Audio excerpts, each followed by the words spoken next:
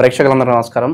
ఈరోజు మన స్టూడియోలో ప్రముఖ ఆధ్యాత్మికవేత్త, జ్యోతిష్య వాస్తు పండితులు, లలితాదేవి ఉపాసకులు బ్రహ్మశ్రీ నానాజీ పట్నాయక్ గారు ఉన్నారు. గురువుగారితో మాట్లాడదాం. నమస్కారం. శ్రీమాత్రే నమః. జూన్ మాసంలో కన్యా రాశి వారి పరిస్థితి ఓవరాల్గా ఏ విధంగా ఉండబోతుంది? ఎలాంటి జాగ్రత్తలు, పరిహారాలు తీసుకోవాలి గురుగారు జూన్ మాసంలో? కన్యారాశి వారికి ఒక 1.5 year నుంచి ఉన్నటువంటి కేతు పక్కకి జరిగాడండి. ఫస్ట్ ఆఫ్ ఆల్ మనకు తెలుసుకోవాల్సింది. సో దీనివల్ల ఏమిటి అంటే ఒక తెలియని ఒక నిర్లిప్తత, నిరాశ, ఒక డిప్రెషన్లో ఉన్నటువంటి తత్వం మొత్తం క్లియర్ అవుతుంది ఇక్కడ మనకి. అంటే ఆ మైండ్ సెట్ నుంచి మనిషి బయటకు వస్తాడు. మొట్టమొదటి మనకు కావాల్సింది అది, డిప్రెషన్ ఉండకూడదు మనిషికి. కేతు డిప్రెషన్కి ఒక రకంగా చెప్పాలంటే స్పిరిచువల్ లైన్లోకి వెళ్తే మళ్ళీ డిప్రెషన్ ఉండదు ఎవరికైనా. స్పిరిచువల్ లైన్లో ఉన్నాం, రోజు ఆలయానికి వెళ్తున్నాం, వాళ్ళకు ఉండదు. సో అది పక్కకు పోతుంది.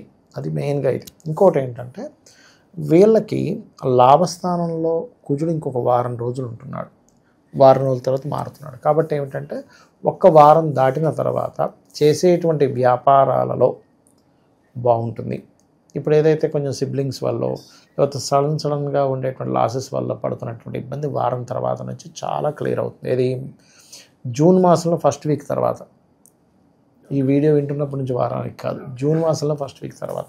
ఓకే, అదొకటి ప్రధానంగా. ఇక ఫైనాన్షియల్ మ్యాటర్స్ కనుక తీసుకుంటే శుక్రుడు తన స్వక్షేత్రాన్ని తను చూసుకుంటున్నాడు. ఎప్పుడైనా తన స్వక్షేత్రాన్ని తను చూసుకునేటప్పుడు వీళ్ళకి ఏదైనా క్రియేటివ్ రిలేటెడ్, ఫుడ్ రిలేటెడ్, వీటి మూలంగా ఫస్ట్ వీక్ తర్వాత నుంచి లేదా ట్రాన్స్పోర్టింగ్ రిలేటెడ్ వీటి ద్వారా ధనయోగం అనేటువంటిది అభివృద్ధి చెందనుంది అని చెప్పుకోవాలి. అయితే లగ్నం నుంచి వెళ్ళిపోయిన కేతువు పన్నెండులోకి వెళ్తున్నాడు.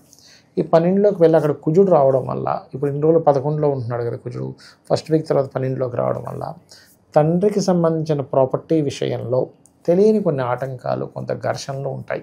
కాబట్టి అటువంటివి ఏమైనా ఉంటే ముందుగానే దాన్ని గుర్తుపెట్టుకొని, అంటే దాన్ని జాగ్రత్తగా క్లియర్ చేసుకోవడం మంచిది.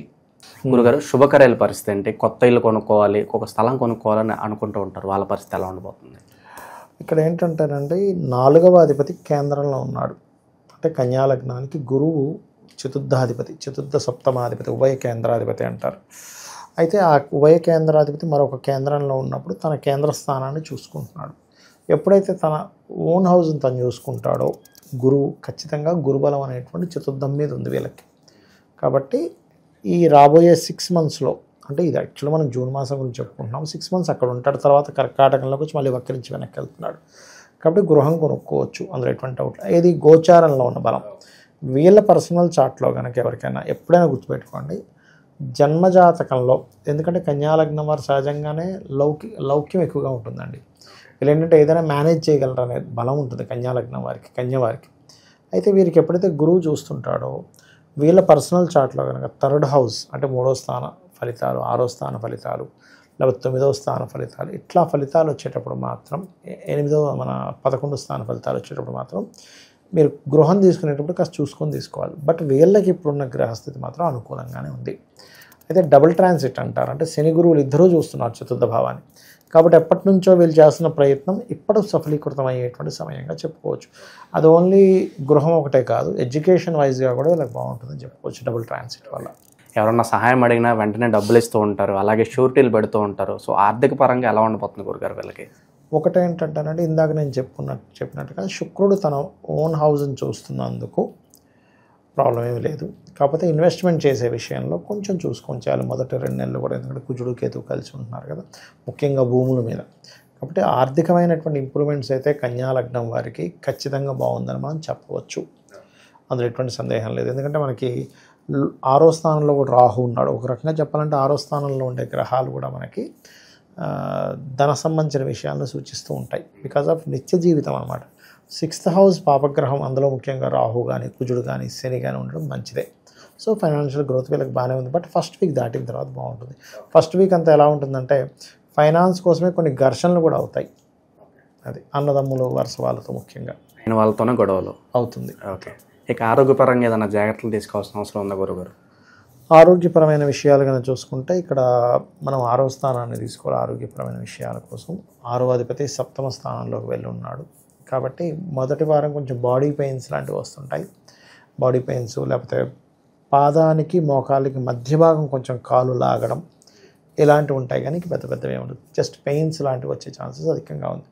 ఎప్పుడైనా కూడా ఈ అనారోగ్య సమస్యలు అనేవి వాళ్ళ పూర్వజన్మ కర్మని చూడాలి పర్సనల్ చార్ట్లో. అంటే 6వ స్థానము, 5వ స్థానము, 4వ స్థానం, 3 స్థానాలు చూడాలి. ఎందుకంటే 5వ స్థానము, 6వ స్థానం 4 అంటే ఈ 6 అనేది పూర్వజన్మ కర్మ అండి. మనం చేసుకున్న పూర్వజన్మ కర్మే రుణ రూపంలో రావాలా, రోగ రూపంలో రావాలా, లేకపోతే అప్పు రూపంలో రావాలా డిసైడ్ అవుతుంది. దీనికి మళ్ళీ 3 గ్రహాలు విడిగా చూసుకోవాలి. అంటే బుధుడు పాడయ్యాడా, శని పాడయ్యాడా, కుజుడు పాడయ్యాడా. కుజుడు పాడైతే ఈ గొడవలు, శత్రుత్వాలు, శని పాడైతే రోగాలు, బుధుడు పాడైతే అప్పులు. అయితే ఈ 3 ఎలా ఉన్నాయో చూసుకుంటూ మీకు ఏ మహాదశలు నడుస్తున్నాయి. అందులో పర్టికులర్గా 6 పాడైంది, ఇది 5 పాడైంది, రోగం వస్తుంది కానీ ఇమ్యూనిటీ లేక మందులు పనిచేయవు. ఎందుకంటే 5వ స్థానం ఇమ్యూనిటీ అండి. అందుకే మంత్రం చేసుకోండి, జపం చేసుకోండి అంటాం. ఎందుకు? దానివల్ల హ్యాపీగా ఉండండి అంటాం. అందుకే మనం చూడండి, ఏదైనా వ్యక్తికి హెల్త్ ఇష్యూ వచ్చింది, ఫ్రెండ్స్ వెళ్ళగానే తగ్గుతుంది. ఎందుకు? 5వ స్థానంలో స్నేహితులు ఉంటారు. వాళ్ళు రోగాన్ని అంటే వాళ్ళకి తెలియని ఒక ఆనందం వస్తుంది. చూడండి, మీరు మీ క్లాస్మేట్ చిన్నప్పుడు ఎవరైనా కలిశారు, సడన్గా అప్పటికప్పుడు ఇమీడియట్గా ఒక ఆనందం వస్తుంది. చూడండి, అరే నువ్వు వచ్చావా. ఇప్పుడు మనం ఎంతమందిని రెగ్యులర్గా ఉండే ఫ్రెండ్స్ని కలిసినా మీ క్లాస్మేట్స్ 3వ తరగతి 5వ తరగతి చదువుకున్నప్పుడు 10వ తరగతి చదివిన ఫ్రెండ్స్ ఉన్నారనుకోండి, ఇది వేరే ఉంటుంది. చిన్ననాటి స్నేహితులు కలవడం వేరే ఉంటుంది. అందుకే ఎవరైనా హాస్పిటలైజేషన్ అయినప్పుడు కూడా చిన్ననాటి స్నేహితులు వెళ్తే మంచిదని చెప్తూ ఉంటారు. 4వ స్థానం ఎందుకు చూడాలి అంటే 4వ స్థానం ఇమ్యూనిటీని తగ్గిస్తుంది యాక్చువల్గా. అందుకని ఎప్పుడైనా ఎవరికైనా హెల్త్ ఇష్యూ వచ్చినా కూడా ఈ 4, 5 గ్రహాలు ఎలా ఉన్నాయి, 4, 5, 6 గ్రహాలు ఉన్నాయి, వాటికి దానాలు ఇచ్చుకుంటే తొందరగా తగ్గుతుంది. గురుగారు, ఇక విదేశాల్లో చదువులు కావచ్చు, వ్యాపారాలు కావచ్చు, లాభదాయకమే అంటారా? వీళ్ళకండి నన్ను అడిగితే విదేశీ సంబంధించిన విషయంలో 12వ స్థానంలో కేతు వెళ్తున్నాడు కాబట్టి, అది కాకుండా కుజుడు కూడా వస్తున్నాడు కాబట్టి విదేశీ వ్యవహారాల విషయంలో 1కి 4 సార్లు ఇప్పుడు వెళ్ళడం కరెక్టా కాదా అని నిర్ధారణ చేసుకుని వెళ్ళడం మంచిది. తొందరపడి మాత్రం విదేశీ విషయాలు తొందరపడి చేయకూడదు. వాళ్ళ పర్సనల్ చార్ట్లో విదేశీ యోగం ఉంది, 2-12 combination, that is different. But గోచారం మాత్రం ఎప్పుడు గోచారం ఒక 10-15% చెప్తుందండి. అది పెద్ద అనుకూలంగా అయితే లేదు. శత్రువుల నుంచి బాధలు కావచ్చు, శత్రువుల నుంచి ఇబ్బంది కావచ్చు, అనుకున్న వాళ్ళే నమ్మక ద్రోహం చేయడం, ఇలాంటి సంఘటనలు ఏమన్నా కనిపిస్తున్నాయి గురుగారు? మొదటి వారం కనిపిస్తున్నాయండి. ఎందుకంటే కుజుడిని శని చూస్తున్నాడు, శనిని కుజుడు పరస్పరం కోణస్థానాల్లోనే చూసుకున్నాడు. ఒక వారం చూసుకుంటారు, తర్వాత కూడా కుజుడు చూస్తాడు, కానీ ఎంతైనా కోణస్థాన దృష్టి వేరు. కాబట్టి నన్ను అడిగితే కొంతవరకు ఈ 6వ అధిపతి 7లో ఉన్నందుకు, కుజుడి యొక్క దృష్టి ఉన్నందుకు ఫ్రెండ్సే శత్రువులయ్యే సమస్య ఉంటుంటుంది ఈ టైం. ఎందుకు అంటే ఏ లగ్నానికి రానటువంటిది ఈ లగ్నానికి ఉంది. ఎందుకంటే 5వ అధిపతి 6వ అధిపతి ఒక్కరే అండి. అంటే స్నేహితులే శత్రువులు అయ్యేటువంటి యోగం ఉంటుంది వీళ్ళకి పాడైనప్పుడు. అదర్వైజ్ కొంతమంది మనం వింటూ ఉంటాం చూడండి, నా స్నేహితుడు అనుకున్నానండి, బిజినెస్ పెట్టిన వాడు ఇట్లా శత్రుత్వంగా మారతాడని నేను అనుకోలేదు అంటూ ఉంటాను. అది కారణం. సో ఆ మొదటి వారంలో గురుగారు కొత్త పరిచయాలు కూడా ఎదురయ్యే అవకాశం కనిపిస్తుంది. కొత్త పరిచయాలంటే వీళ్ళకి ఒకటేనండి, స్పిరిచువల్ లైన్లో ఉండేవాళ్ళు కొత్తగా ఎవరైనా పరిచయం అవుతారు ఈ టైంలో. ఓకే. అలాగే ఇష్టపడిన వారిని వివాహం చేసుకోవాలనే ప్రయత్నం కూడా ఇప్పుడు కొంతవరకు ఫలిస్తూ ఉంటుంది. దానివల్ల కొన్ని గొడవలు కూడా వస్తాయి, దట్ ఈస్ డిఫరెంట్ థింగ్. అది ఇంకోటి ఏంటంటే ఒకప్పుడు ఏదైనా ఒక సంబంధం అనుకున్నాము, ఆ సంబంధం మళ్ళీ వచ్చింది, మళ్ళీ వాళ్ళు అడుగుతున్నారు, ఇలాంటివి వింటారు ఈ టైంలో వివాహం విషయంలో. కొన్ని పనులు ప్రారంభిస్తారు, అది దాని మీద హోప్స్ పోతాయి, ఇంకా జరగదులే అనుకుని వదిలేస్తూ ఉంటారు. అలాంటివి ఏమన్నా మళ్ళీ రెజ్యూమ్ అయ్యే అవకాశం ఏమన్నా కనిపిస్తుంది? ఉందండి. ఎందుకంటే ఇప్పుడు ఇంతకాలం వీళ్ళ కేతు లగ్నంలో సంచరించాడు, రాశి 6 లగ్నం అనుకోండి. ఈ కేతు 12లోకి వెళ్ళిపోయాడు. అంటే గతంలో ఎన్నో ప్రయత్నాలు చేసి ఆగిపోయినవి ఇప్పుడు కొంచెం కదిలేటువంటి మూమెంట్స్. ఓకే. ఎప్పుడైతే మనకి లగ్నం నుంచి కేతు వెళ్ళిపోయాడు, అయితే 12లో ఉన్నందుకు మాత్రం నేను ఇందాక చెప్పినట్టుగా తండ్రి ఆస్తి విషయంలో ఏమైనా చిన్న చిన్న డిస్టర్బెన్స్ వస్తున్నాయన్నప్పుడు గణపతి హోమం వాళ్ళు చేయించుకుంటే మంచిది. ప్రజెంట్ ఉన్న గ్రహస్థితి బట్టి గురుగారు ఈ రాశి వాళ్ళకి ఎలాంటి పరిహారాలు బాగా అవసరం అంటారు?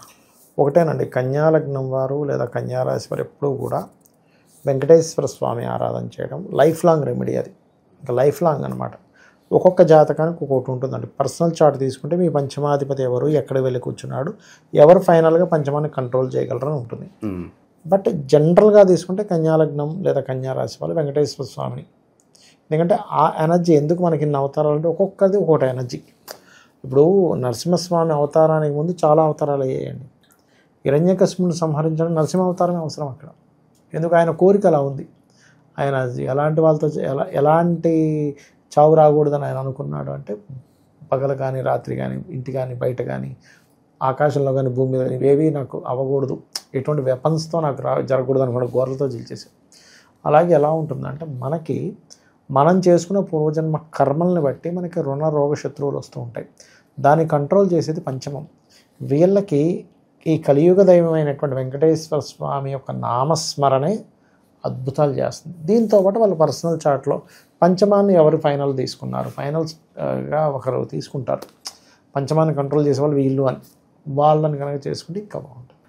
ఈ రాశి వాళ్ళకు ఓవరాల్గా జూన్ మాసంలో ఏ విధంగా ఉండబోతుంది, ఎలాంటి రెమెడీస్ చేసుకోవాలి, చాలా బాగా వివరించారు గురుగారు. ధన్యవాదాలు. శ్రీమాత్రే నమః.